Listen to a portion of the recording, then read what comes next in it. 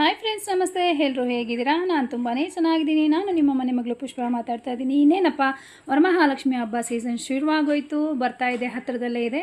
ನಾವು ಒಂದು ಬ್ಲೌಸ್ ಪೀಸ್ನಲ್ಲಿ ಅಮ್ಮನಿಗೆ ತೆಂಗಿನಕಾಯಿಗೆ ಕಿರೀಟ ಅವ್ರು ಯಾವ ರೀತಿ ಮಾಡ್ಕೊಳ್ಳೋದು ಅಂತ ತೋರಿಸ್ತಾ ಇದ್ದೀನಿ. ಮೊದಲು ಇದು ಕೆಳಗಡೆಗೆ ದೊಡ್ಡ ಬಾರ್ಡರ್ ಇದೆ, ಮೇಲ್ಗಡೆ ಚಿಕ್ಕ ಬಾರ್ಡರ್ ಇದೆ. ಅದನ್ನು ನಾನು ಮೇಲೆ 1 ಸೆಂಟಿಮೀಟ್ರಷ್ಟು ಚಿಕ್ಕದಾಗಿ ಫ್ರಿಲ್ಸ್ನ ಇಟ್ಕೊತಾ ಇದ್ದೀನಿ. ಇದನ್ನು ಐರನ್ ಕೂಡ ಮಾಡಿಕೊಂಡ್ರೆ ಇನ್ನೂ ಸ್ಟಿಫಾಗಿ ಚೆನ್ನಾಗಿ ಕಾಣುತ್ತೆ.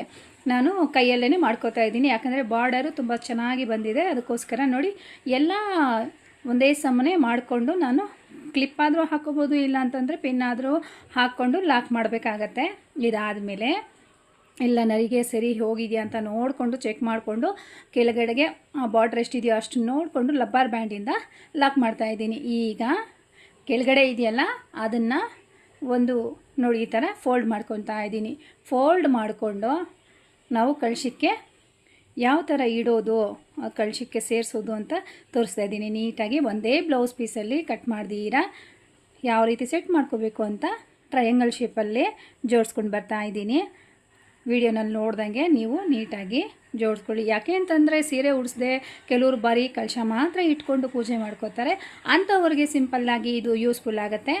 ನೋಡಿ ಫ್ರೆಂಡ್ಸ್, ಈಗ ಒಳಗಡೆಗೆ ಮುಳ್ದಿರೋ ಭಾಗನ ಸೇರಿಸ್ಕೊಂಡು ಸ್ವಲ್ಪ ಗಟ್ಟಿಯಾಗಿ ಇಟ್ಕೊಂಡು ಆ ಕಿರೀಟದ ಭಾಗನ ಸ್ವಲ್ಪ ಹೇಳ್ಕೋಬೇಕಾಗತ್ತೆ. ಯಾಕೆ ಕಟ್ ಮಾಡಿ ಇಟ್ಕೊಂಡ್ರೆ ಚೆನ್ನಾಗಿರೋದಿಲ್ಲ, ಮತ್ತು ನಾವು ಬ್ಲೌಸ್ನ ಸ್ಟಿಚ್ ಮಾಡ್ಕೋಬೇಕಾಗತ್ತಲ್ಲ, ಅದಕ್ಕೋಸ್ಕರ ಯೂಸ್ಫುಲ್ ಆಗಲಿ ಅಂತ ಹೇಳ್ಬಿಟ್ಟು ನಾನು ಯಾವ ಥರ ಸೆಟ್ ಮಾಡ್ಕೊಳ್ಳೋದು ಅಂತ ನಾನು ತೋರಿಸ್ದಂಗೆ ವೀಡಿಯೋನಲ್ಲಿ ನೀವು ಸೆಟ್ ಮಾಡಿಕೊಂಡು ಈಗ ಹಿಂದ್ಗಡೆ ಇರೋವಂಥ ತೆಂಗಿನಕಾಯಿಗೆ ನಾವು ಇಟ್ಟಾದಮೇಲೆ ಹಿಂದ್ಗಡೆ ಇರೋದನ್ನು ಓಪನ್ ಮಾಡಿದ್ರೆ ಅದು ಕಿರೀಟ ಥರ ಬರುತ್ತೆ. ಈಗ ಕೆಳಗಡೆ ಚೊಂಬಿಗೆ ಸಿಂಪಲ್ಲಾಗೆ ಒಂದು ಬ್ಲೌಸಲ್ಲಿ ಯಾವ ಥರ ನಾವು ಸೀರೆ ಥರ ಬರೋಗೆ ಸೆಟ್ ಮಾಡ್ಕೋಬೋದು ಅಂತ ತೋರಿಸ್ತಾ ಇದ್ದೀನಿ. ಆ ಕಡೆ ಈ ಕಡೆ ಪ್ಲೇಟ್ಸ್ನ ಇಟ್ಕೊಂಡು ನೆರಿಗೆನ ಇಟ್ಕೊಂಡು ಸಮವಾಗಿದೆಯಾ ಇಲ್ಲ ಅಂತ ಚೆಕ್ ಮಾಡಿಕೊಂಡು ಲಾಕ್ ಮಾಡಿಕೊಂಡು ಈಗ ನಮಗೆ ಲೆಂತ್ ಎಷ್ಟು ಬೇಕು ಅಂತ ನೋಡಿಕೊಂಡು ಪಿನ್ ಹಾಕಿ ಇಟ್ಕೊಬಿಡ್ತಾ ಇದ್ದೀನಿ.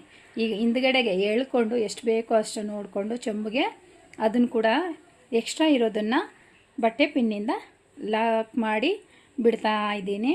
ಇವಾಗ ನೋಡಿ, ಈ ಕ್ಲಿಪ್ಪನ್ನು ತೆಗೆಯೋಷ್ಟೊತ್ತಿಗೆ ಫ್ರಿಲ್ಸು ಯಾವ ಥರ ಸ್ಟಿಪ್ಪಾಗಿ ಕೂತ್ಕೊಳ್ಳುತ್ತೆ ಅಂತ.